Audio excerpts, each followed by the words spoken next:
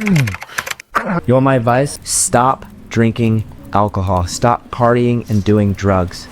Work out hard as fuck. Take care of your body. Fuel your body with the most incredible, natural, grass-fed, organic foods, whole foods. Change your environment. So all that shit is completely person to person. What actually has effect on your reality is, are you doing things that make you feel good or not? Those things that he just listed make him feel good, and that's why they work. But if doing those things doesn't feel good, if you don't like being really fucking neurotic about where your food comes from or what's in it or whatever, then don't do it. If you're somebody who's been watching advice on YouTube for a really long time and then little to nothing has changed, it's because most people who give advice are giving advice on what worked for them as if it will work for everybody. The only thing that will work for everybody is paying attention to how you feel and understanding what your feeling is and how the universe reacts to it. Your feelings are your emotional guidance system that tell you how in alignment with the flow of energy you are. So if you're this guy and you're eating grass-fed beef and working out hard in the gym and like all these other things he's about to list, you're in alignment. That's the path of least resistance for him. But you can't like keep watching people that are successful and do everything that they do while ignoring your feelings and expect it to work because it worked for them. That's the difference. What you can take from that is that if you're on a station that's playing country music, you're unlikely to hear Biggie Smalls. And what I mean by that is if you're on a station of doubt and fear, you're almost definitely not going to start having thoughts of joy and bliss and gratitude.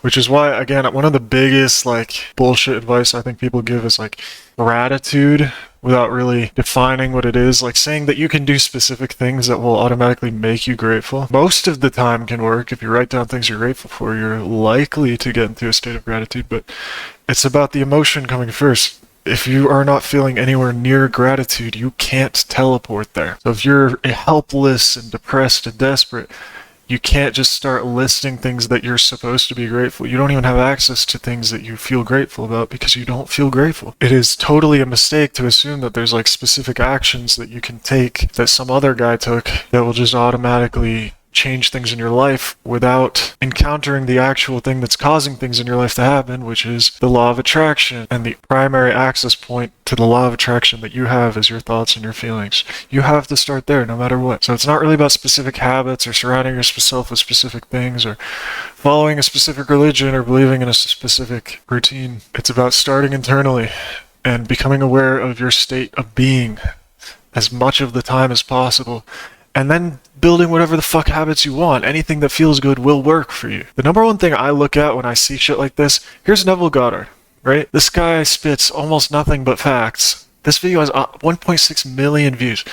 Advice that is good is not rare. It is not the reason that most people are not living the lives they want to live. There is no lack of good advice on the internet. What there is a lack of advice that will guaranteed apply to everybody. And the only advice that falls under that category is start internally. And then you can do any habits you want. You can fucking drink every night. The number one thing I would always notice when I listen to advice from people is like, okay, so don't drink, follow Christ or whatever, do a specific routine, do all these specific things. But what about all the people that succeed and don't do shit? What about all the evil people that get what they want?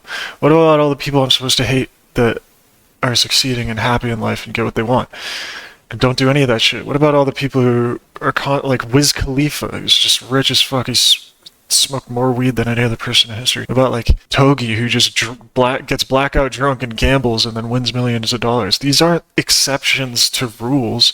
These are proofs that there are no rules. The only rule you should be following is your own internal guidance system. Everyone who makes it just assumes they made it because of all the specific things that they did to make it, without realizing that they made it because the specific things they did made them feel good, and now they're on the frequency of everything else that makes them feel good, which includes all the things they wanted to achieve. Well, what about the people who are miserable and still achieve what they want? They're not achieving what they want. Those people are achieving the goals they wrote down, but they're so deep in the shit that they don't realize that just because they wrote a goal down doesn't mean that goal will feel good to achieve. They're so lost. They've lost the plot so heavily that they don't even understand that they wanted the thing in the first place because it would make them feel good. That's why everyone has a fucking midlife crisis, where they achieve all the things they thought they were supposed to achieve, and they finally snap and realize that they've been leaving out the only part that matters, which is how the achievement was supposed to make them feel. And if you do everything that it takes to